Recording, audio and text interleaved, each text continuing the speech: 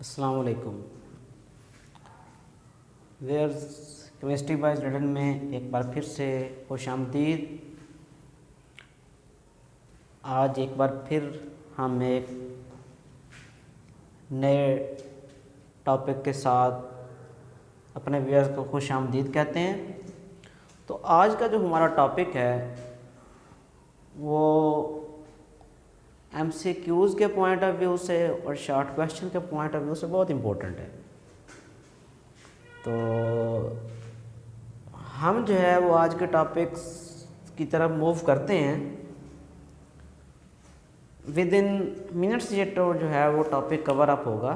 सिर्फ आप लोगों ने अटेंटिवली सुनना है ताकि कोई बात स्किप ना हो। तो आज का जो हमारा टॉपिक है वो है molecular mass and formula mass. हाँ देखिए, केमिकल फार्मूला को लिख की तरह किस तरह से है वो सारी चीज़ें हमने लास्ट टॉपिक में डिस्कस की हैं। तो आज वो फार्मूला हमने लिख लिया है तो उसका मास किस तरह से कैलकुलेट करना है। कोई भी एक फार्मूला दे दिया जाता है हमें, सपोज करें हमें कह दिया जाता है कि शुगर जो है उसका मॉलिक्यूलर मास जो है क्या होगा, तो हमें पहले तो फार्मूला आना चाहिए। और फार्मूला किस तरह से लिखेंगे वो मैंने लास्ट टॉपिक में बताया आप लोगों को डिटेल में।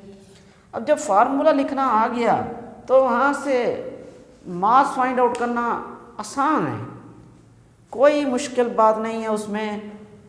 तो वो किस तरह से हमने फाइंड आउट करना है, उसका तरीक़ाकार क्या है, वो आज जो है वो हम डिस्कस करेंगे, जिसमें हमने डिटेल में बताना है कि किसी भी कंपाउंड का या किसी भी मॉलिक्यूल का फार्मूला जो है उससे किस तरह से हम मास जो है वो फाइंड आउट करते हैं। इस टॉपिक के बाद यकीनन आप इस काबिल हो जाएंगे कि अगर कोई भी आपको फार्मूला दिया जाता है कि इसका जो है वो हमें मॉलिक्यूलर मास फाइंड आउट करके बताएं, तो आप इजीली किसी मॉलिक्यूल का फार्मूला मास या मॉलिक्यूलर मास फाइंड आउट कर लेंगे। अब वो किस तरह से फाइंड आउट करना है वो कोई मुश्किल बात नहीं है, बहुत आसान है। मूव करते हैं आज के टॉपिक की तरफ। हाँ जी, मॉलिक्यूलर मास मॉलिक्यूल नेम से ही जाहिर है कि हमने किसका जो है मास मालूम करना है, मॉलिक्यूल का। अब मॉलिक्यूल क्या चीज़ है, मॉलिक्यूल तब बनते हैं ना जब एटम्स कंबाइन करते हैं। तो एटम के कंबाइन करने से जो मॉलिक्यूल है बनता है उसका मास जो है वो हमने फाइंड आउट करना है। अब देखें, सम ऑफ एटॉमिक मासेस। हाँ जी, हमने सम अप करना है किस चीज़ का, एटॉमिक मासेस का। सब्ट्रैक्ट नहीं करना, सम करना है, ऐड करना है। किस चीज़ को, एटॉमिक मासेस को।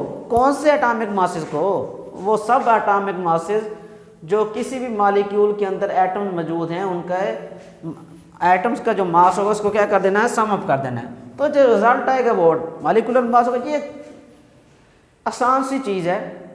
अब देखें, H2O एक मॉलिक्यूल है। अब H2O की जब हम बात करते हैं तो हमें इस H2O के अंदर एटम नज़र आ रहे हैं। वो कौन कौन से एटम हैं, इसके अंदर हाइड्रोजन मौजूद है और ऑक्सीजन मौजूद है। तो हमने क्या कहा है, सम करना है किसका, एटॉमिक मासेस का, नॉट एटम्स। एटॉमिक मासेस किसका, ऑल द एटम्स। किसी भी मॉलिक्यूल के अंदर जितने भी एटम मौजूद होंगे उनको सम अप करके ऐड अप करके जो रिजल्ट आएगा वो मॉलिक्यूलर मास होगा। जिस तरह से H2O एग्जांपल में मैंने कोट किया है, इसके अंदर हाइड्रोजन मौजूद है, ऑक्सीजन मौजूद है। अब हमने ये क्या कहा, जितने भी एटम्स होंगे, अब वाटर के अंदर कितने हाइड्रोजन है, 2, और ऑक्सीजन कितने हैं, 1, टोटल कितने एटम्स हो गए, 3। अब इन तीनों का हमने क्या फाइंड आउट करना है, सम अप करना है। अब देखते हैं वो किस तरह सम अप होगा। एटॉमिक मास हाइड्रोजन का जो है वो कितना होता है, 1 AMU। ये कैलकुलेटेड है, जो कि प्रैक्टिकली हम कैलकुलेट करते हैं। कैसे कैलकुलेट करते हैं, उसके लिए अगर आप लोगों ने रिलेटिव एटॉमिक मास का लेक्चर नहीं सुना तो उसको सुने, तो वहाँ आप इस बात को अंडरस्टैंड करेंगे कि जी हम एटॉमिक मास किस तरह से फाइंड आउट करते हैं। ऑक्सीजन का एटॉमिक मास कितना है, 16 है। अब फार्मूला देखें वाटर का, H2O है, अब देखिए एक एटम हाइड्रोजन का उसका मास कितना है 1 है, ऑक्सीजन के एक एटम का मास 16 है। अब उसका जो मॉलिक्यूलर फार्मूला वो H2O है, मीन इसमें हाइड्रोजन कितने हैं 2 हैं। तो अगर एक का एटॉमिक मास 1 है तो 2 का कितना होगा 2 1 2, और ये 16 किसका आ गया ऑक्सीजन का। इन दोनों को सम अप करेंगे तो 18 आंसर आया, जो कि मॉलिक्यूलर मास किस चीज़ का आ गया है वाटर का। तो देखिए मॉलिक्यूल की एग्जांपल कोई भी लेसन, ज़रूरी नहीं है कि हमने जो है वो H2O को ही लेना है, कोई भी मॉलिक्यूल जो है वो हम लेके जो है उसकी एग्जांपल जहाँ जो है वो कोट करके तो उसका मॉलिक्यूलर मास जो हम इजीली फाइंड आउट कर सकते हैं। अब आ जाए फार्मूला मास, इसमें भी क्या करना है sum of atomic masses, atomic masses को क्या करना है सम करना है किसके ऑल द एटम प्रेजेंट, उन तमाम एटम्स का जो किसके अंदर मौजूद होते हैं आयोनिक कंपाउंड। तो यहाँ जो चीज़ आप लोगों ने ज़हन में रखनी है अंडरस्टैंड करनी है वो ये है कि जब हम आयोनिक कंपाउंड का मास फाइंड आउट करेंगे तो उसका जो मास आएगा उसको कहेंगे फार्मूला मास, और जो मॉलिक्यूल का आएगा उसको किस क्या कहेंगे मॉलिक्यूलर मास। तो फार्मूला मास किसका होता है आयंस का। तो आयंस का जो मास होगा उसमें एटम का तरीकाकार वही है, सिर्फ फार्मूला मास हमने आयनिक कंपाउंड को लेना है और मॉलिक्यूलर मास में हमने मॉलिक्यूल का जो है वो एटॉमिक मासेस जो है उनको सम अप करके एड अप करके मॉलिक्यूलर मास फाइंड।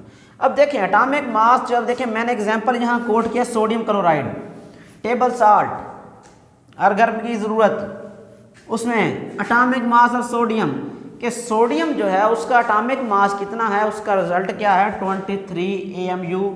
ये किस तरह से फाइंड आउट करते हैं दोबारा फिर आपको बताता चलूँ। अगर आप लोगों ने रिलेटिव एटॉमिक मास वाला लेक्चर अटेंड नहीं किया तो उसकी तरफ मूव करें, वहाँ आपको बताया जाएगा ये मासेस किस तरह से फाइंड आउट किए जाते हैं।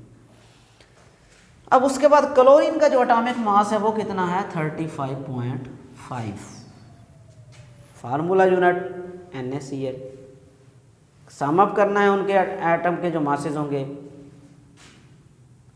23 फॉर सोडियम 35.5 फॉर क्लोरीन, दोनों को एडअप किया आंसर क्या आ गया 58.5। तो ये किसका फार्मूला मास है सोडियम क्लोराइड का। तो भैया ये तो था आज का हमारा शॉर्ट सा टॉपिक, उम्मीद करता हूँ आप लोगों ने अंडरस्टैंड कर लिया होगा। अब मैं वाइंड अप करता हूँ इस टॉपिक को। आज का हमारा टॉपिक था molecular mass and formula mass.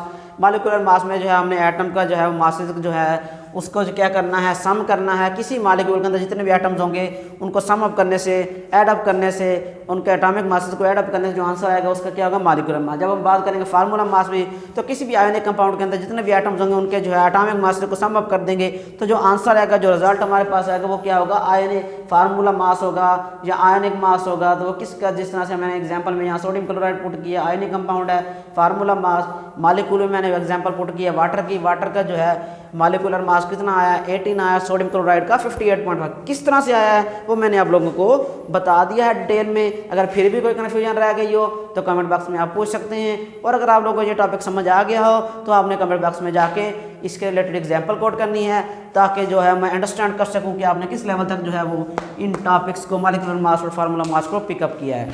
तो व्यूअर्स इस उम्मीद के साथ कि आप लोगों को आज का टॉपिक समझ आ गया होगा,